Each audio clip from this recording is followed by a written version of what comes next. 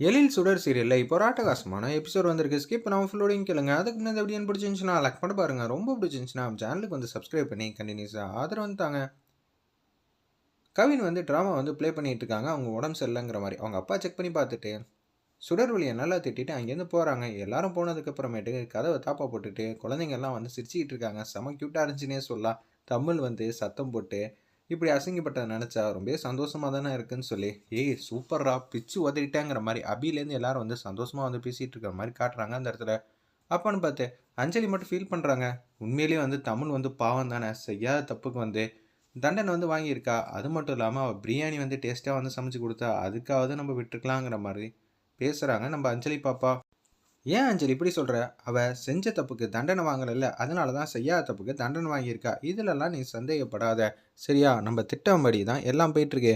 அவள் நல்லபடியாக சமைச்சு கொடுத்து மாட்டியிருக்கா. இனிமேட்டுக்கு அவகிட்டேருந்து நமக்கு இந்த மாதிரி ஃபுட்டெல்லாம் வராது. இன்னொன்று, அப்பா ஃப்ரெண்டு மனோகரி தான் சமைச்சு தரப்போகிறாங்க அப்படின்னு சொல்லியிருக்கும்போது அப்பாவுக்கு பிடிச்ச மாதிரி தானே அவங்க வந்து இனிமேல் சேலட்டாக தான் கொடுக்க போகிறாங்க. இது நமக்கு தேவையா? அவளை வச்சு இன்னும் பூரி பொங்கல்லாம் சாப்பிட்ருக்கலாம். இதெல்லாம் என்னால் நம்பவே முடியல. அதை நினச்சா தான் வருத்தமாக இருக்குது. போக போக தெரியும் அவங்க எப்படி நடந்துக்கிறாங்க அப்படின்னு சொல்லி பேசிகிட்டு இருக்கப்ப யாரோ ஒருத்தவங்க கதவை தட்டுறாங்க. அச்சச்சோ, திருப்பி அப்பா வந்து ஊசி மருந்து எதுவும் எடுத்துகிட்டு வந்துட போகிறாரு. நான் வந்து தூங்குற மாதிரி இருக்கேன். அபி ஊசியிலேருந்து என்னை காப்பாற்றிடுறா, எதுவும் பண்ண முடியாது இல்லாட்டா. சரி சரி நீ தூங்குற மாதிரி நடி, நான் பார்த்துக்கிறேன் அப்படின்னு சொல்லும்போது அபி வந்து நிற்கிறாங்க. காவியா வந்து கதவு திறக்கிறாங்க. பார்த்தா மனோகரி தான் வந்திருக்காங்க. மனோகரி நீங்கள் தான் வந்திருக்கீங்களா அப்படின்னு சொன்னோன்னே கண்ணை திறந்து பார்க்குறாங்க நம்ம கவின்லேருந்து. நல்ல வேலை ஊசி எதுவும் எடுத்துகிட்டு வரலங்கிற மாதிரி யோசிச்சுட்டு இருக்காங்க கவின். எதுக்கு வந்திருக்கீங்க? அதெல்லாம் ஒன்றும் இல்லை, உங்களுக்கு நான் கிஃப்ட்டு கொடுக்கலான்னு வந்திருக்கேன். கிஃப்டா? குழந்தைங்களுக்கு இது மாதிரி கிஃப்ட்டு கொடுத்து நைஸாக பேசி கரெக்ட் பண்ணலாம் தான் மனோகரி வந்து வந்திருக்காங்க. அப்போ தான் இந்த வீட்டுக்கு மருமலாக முடியும்னு திட்டம் போட்டுட்ருக்காங்க அந்த இடத்துல. அபி உனக்கு ரொம்பவே பிடிச்ச மேக்கப் ஐட்டம்லாம் உனக்கு பிடிக்கும்ல, அதனால தான் ஃபாரின்லேருந்து வர வச்சுருக்கேன். இது ரொம்பவே காஸ்ட்லி அண்ட் எக்ஸ்பென்சிவ்னு சொல்லி அந்த இடத்துல கொடுக்குறாங்க. குழந்தைங்களுக்கு விளையாடுறதுக்கு செல்ஃபோன் வந்து வாங்கி தராங்க, டேப் மாதிரி. இதில் நீங்கள் 2 பேரும் வந்து சூப்பராக விளாட்லான்னு சொல்லி காவியாகிட்டையும் நம்ம அஞ்சலி பாப்பாட்டையும் கொடுக்குறாங்க. எல்லாருக்கும் ஒவ்வொரு கிஃப்ட்டு கொடுத்தோன்னே குழந்தைங்களா ரொம்ப சந்தோஷம் தானே. சந்தோஷம்தான், ஆனால் எதுக்கு வந்து கிஃப்டெல்லாம் தரீங்கன்னு அஞ்சலி பாப்பா வந்து க்யூட்டாக அழகாக வந்து கேட்டோன்னே ஆடி போயிட்டாங்க அந்த இடத்துல நம்ம நம்ம மனோகரி. நான் தான் திடீர்னு வந்திருக்கேன்ல, அதனால தான் சர்ப்ரைஸாக வந்து கிஃப்ட் வந்து கொடுத்தேன். பசங்களா வேணான்னா கொடுத்துருங்க. சேச்சே அப்படியெல்லாம் கேட்கல, திடீர்னு வந்து கொடுத்துருக்கீங்களே, இது அப்பாவுக்கு தெரியுமா தெரியாதா அந்த அர்த்தத்தில் தான் கேட்டேன். குழந்தைங்களா இனிமேட்டு உங்களுக்கு என்னென்ன பிடிக்குமோ அதுபடி தான் இந்த வீட்டில் வந்து நடக்க போகுது. அதனால நீங்கள் எதுக்கும் கவலைப்படாதீங்க சரிங்களா? சந்தோஷமாக நிம்மதியாக இருங்க. எதுவாக இருந்தாலும் பார்த்துக்கலாம் அப்படின்னு சொல்லிட்டு இருக்காங்க. எங்களுக்கு பிடிச்ச மாதிரி தான் நடக்க போதா? சாப்பாட்டுலேருந்து எல்லாம் எப்போதும் சேலட் தானே போடுவீங்க. அதெல்லாம் இல்லை, எலியில் நான் பார்த்துக்கிறேன். பசங்கன்னா கொஞ்சம் ஃப்ரீயாக வந்து இருக்க வேண்டியதான். நான் வந்து சுடரொளி மாதிரி இல்லை. அவள் தான் உனக்கு பிரியாணி வந்து சமைச்சு கொடுத்துட்டு இப்போ பிரச்சனையில் வந்து மாட்டி விட்டுட்டா. நல்ல வேலை கவின், நீயா வந்து சூப்பராக வந்து ரியாக்ஷன் பண்ணிட்ட. இல்லை எனக்கு உண்மையிலே தான் வயிற்று வலிங்கிற மாதிரி அந்த இடத்துல வந்து சமாளிக்க பார்க்குறாங்க கவினு. சரிப்பா நான் போயிட்டு வரேன்னு சொல்லிட்டு எல்லாம் நிம்மதியாக தூங்கன்னு சொல்லிட்டு போகிறாங்க. இவங்கள நம்பலாமா வேணாமா? கவின் வந்து சந்தேகப்படுறாங்க. ரொம்ப நாள் வந்து யாராலையும் நடிக்க முடியாது, தமிழ் மாதிரி மாட்டிப்பா, பார்ப்போம் எந்த அளவு இவங்களோட நடிப்பெல்லாம் இருக்குதுன்னு சொல்லிட்டு யோசிச்சுட்டு இருக்காங்க அபிலேருந்து எல்லாரும். அடுத்த நாள் காலையில் வந்து எல்லா குழந்தைங்களும் ரெடி ஆகி கீழே வந்து சேலட் வந்து சாப்பிட்டுட்டு இருக்காங்க. அபி மட்டும் கேஷுவலாக ஏதோ ஒரு புக்காக வந்து எடுத்து வச்சுட்டு இருக்காங்க, ரெக்கார்ட் நோட்டு அது மாதிரி எடுத்து வச்சுட்டு இருக்கப்ப மனோரி மட்டும் உள்ளே வராங்க.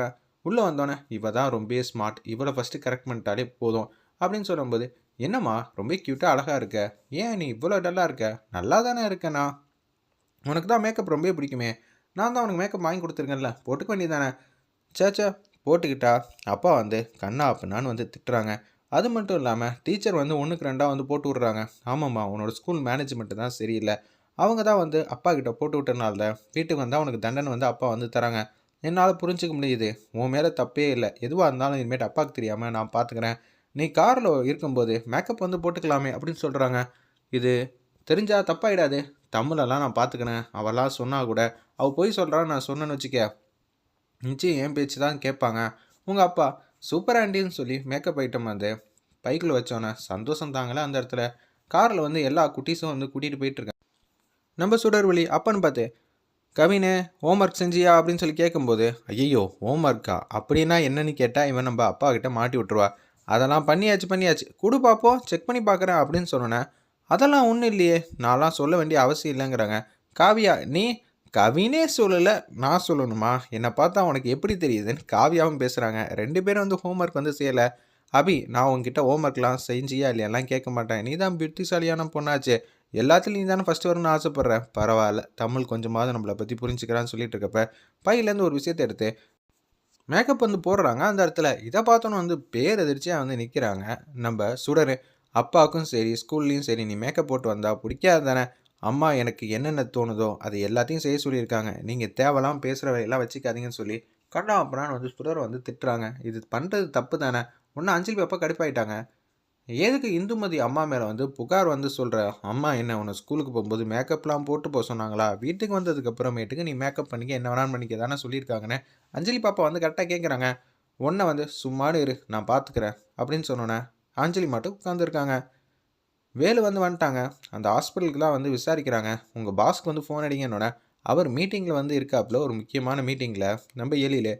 அதனால் வந்து ஃபோன் அடிக்க மாட்டேன், நீங்கள் அடித்து தான் ஆகணும், நான் ஒரு இன்ஸ்பெக்டர் அப்படின்னு சொன்னோன்னே ஐயோ இவரை வேற பகச்சிக்க முடியாதுன்னு சொல்லிட்டு 2 வாட்டி ஃபோன் கால் வந்து ட்ரை பண்ணி பார்க்குறாங்க. சார் அவர் பிஸியாக இருக்கார், எடுக்கவே இல்லை.